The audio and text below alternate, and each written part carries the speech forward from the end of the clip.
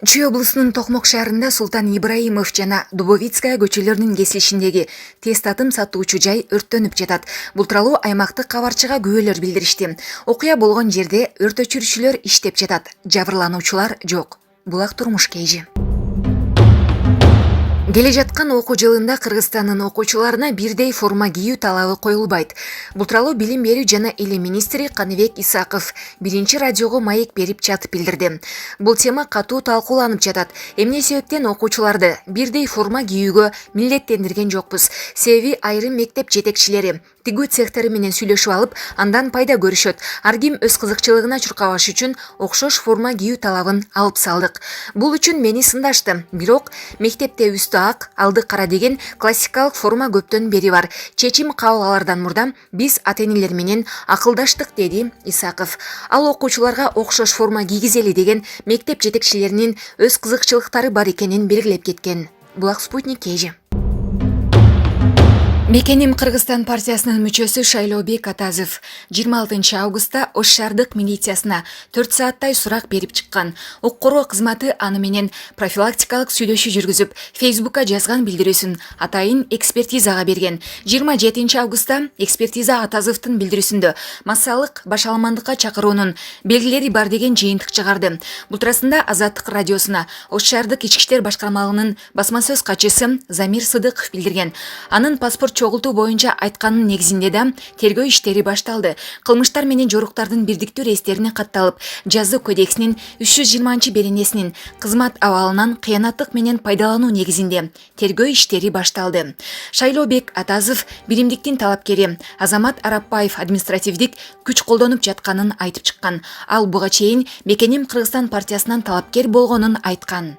Атазов кикбоксинг боюнча дүйнө чемпиону, Эрем спорт клубунун машыктыруучусу катары таанымал. Ош шаарынын мурдагы мэри Мелис Мырзахматовдун тушунда шаардык кеңеште депутат, бир нече муниципалдык мекемелерде жетекчи болуп эмгектенген. Булак элдик медиа. Бишкек шаарынын санитардык экологиялык инспекциясынын кызматкерлери тарабынан Vega Operating Company жоопкерчилиги чектелген компаниясына айыппул салынды. Бул тууралуу аталган инспекция Твиттердеги баракчасына жазды. Гагарин көчөсүнүн Курсант көчөсү менен кесилишиндеги жашыл өсүмдүктөргө зыян келтиргендиги үчүн Vega Operating Company'га протокол толтурулду деп айтылат маалыматта. Vega жоопкерчилиги чектелген компаниясы Коопсуз шаар долбоорунун биринчи этабынын оператору болуп саналат. Юстиция министрлигинин маалыматы боюнча Vega Operating Company жоопкерчилиги чектелген компаниянын жетекчиси болуп Молдоусупов Бакыт Эсеналиевич саналат. Булак баракелде. Үйлөнүп аткан бала экен. Бишкек Карабалта Унаа жолунун Сокулук районундагы аймагында үлпөт тойго бараткан лимузин тыгылып калды. Бул тууралуу күбөлөр аймактык кабарчыга билдиришти. Окуя 25 август күнү болгон. Бишкек Карабалта Унаа жолунун Сокулук районундагы тилкеси көптөн бери жасалып жатат. Кээ бир жерлер чуңкур. Лимузиндин арткы жана алдыңкы дөңгөлөктөрү чуңкурга кирип кеткен. Ичиндеги үлпөт тойго бараткан жаштар үйлөнүп жаткан жигит сыртка чыгып, унааны чыгарууга аракет кылышты деп билдиришти. Видеодон жаштардын жана үйлөнүп жаткан жигиттен маанайы түшкөнүн көрүүгө болот. Булак турмуш кейжи. Чүй облусунун Аламүдүн районундагы Горная Маевка айылында кызыктай окуя болду. Ата-энеси жаш баланы унаада калтырып, өздөрү дүкөнгө кирип кетишкен. Унаада жалгыз калган бала рулга отуруп айдап көрүүнү чечкен. Тилекке каршы окуучу алдыдагы унааны сүзүп токтогон соң унаадан түшүп кеткен. Бишкектин Киев жана Калык Акиев көчөлөрүнүн кесилишинде эки унаа сүзүштү. Күбөлөрдүн айтымында Мерседес Майбах Калык Акиев көчөсүнөн чыгып, Киев көчөсүн бойлой бара жаткан Nissan үлгүсүндөгү унаага урунган. Кырсык болгон жерде жол кыймылынын коопсуздугун көзөмөлдөө башкы башкармалыгынын кызматкерлери иштеп жатат. Булак элдик медиа. Бул Калык Акиевадан чыккан Майбах Мерс. А бул главный жолдон келе атканда Nissan Сирена или Беманера. Сосновка постуна жакын жерде унаа жолго май төгүлүп, бир нече унаа кырсыктап жатат. Бул тууралуу күбөлөр билдирип, жеринде тартылган видеону жүктөштү.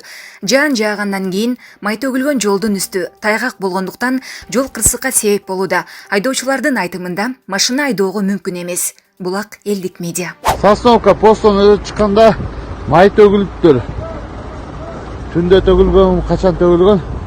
Машиналар тайгаланып, майдан чыга албай авария болуп атышат. Кыргыз Республикасынын Ички иштер министрдин тергөө кызматына 28 жаштагы жаран арыз менен кайрылып, укукка каршы аракеттерди жасаган чала тааныш адамга карата мыйзамдын чегинде чараларды көрүп берүүнү суранган. Тергөөнүн маалыматы боюнча ушул жылдын август айынын башында Каракол шаарынан белгисиз адам жабырлануучунун баасы 58 000 сом турган iPhone үлгүсүндөгү уюлдук телефонун коркутуу менен тартып алган. Аталган факт КЖБРге катталып, тоноо фактысы боюнча сотко чейинки өндүрүш башталган. Жогорудагы фактыны мындан ары иликтөөгө Кыргыз Республикасынын Ички иштер министрдин криминалдык милиция кызматынын ыкчам кызматкерлери тартылган. Тергөөнүн тапшырмасынын негизинде Ички иштер министрдин криминалдык милиция кызматынын 3-чү башкармалынын кызматкерлери Ысык Көл облусунун аймагына иш сапарга чыгышып, ыкчам иликтөө иш-чараларын жүргүзүшкөн. Көрүлгөн чаралардын натыйжасында аталган кылмыш ишине шектүү катары Каракол шаарында жашап келген мурда соттолгон жаран кармалды. Алынган маалыматтар боюнча кармалган жаран уюшкан кылмыштуу топтун мүчөсү катары Ички иштер министрдин ыкчам каттоосунда турат. Соттун чечими менен шектүү жаран камакка алуу түрүндөгү бөгөт чарасы тандалды. Иликтөө иштери жүрүүдө. Булак абал кейжи. Бүгүн 27 август күнү Талас шаарындагы эң чоң күндүзгү стационар жабылды. Бул тууралуу Талас облустук үй бүлөлүк дарыгерлер борборунун жетекчиси Айжамал Шамбетова билдирди. Бүгүн Газпром спорт имаратындагы 100 кишилик күндүзгү стационар жабылды. Бүгүнкү күндө ал жака кайрылып жаткан 30га жакын бейтап Талас шаардык поликлиниканын базасына которулат. Эртеңден баштап бейтаптар ооруканага келе башташат. Күндүзгү стационарга жалпысынан 5315 кайрылуу болуп, 1326 бейтап медициналык жардам алышкан, деди ал. Булак турмуш кейжи. Талас шаарындагы борбордук аянтта Манас атанын атчан айкели тургузулуп жатат. Бул тууралуу Турмуш басылмасына шаар мэри Айдар Жусупбеков билдирди.